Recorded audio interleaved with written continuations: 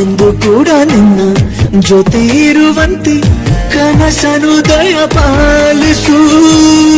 ಅಪರೂಪದ ನಿನ್ನ ರೂಪ ಸಮೀಪವೇ ಕಾಡಿದೆ.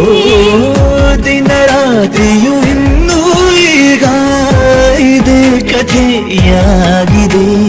ಕೈಲಿ ಬೆರಳಿಂದ ಬೀರುತ್ತ ಮುದ್ದಾದ ಬೆಳಕನ್ನು ಬೀರುತ್ತ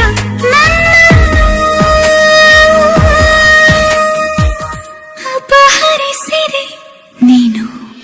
ಮಿಡಿವ ನಿನ್ನ ಹೃದಯ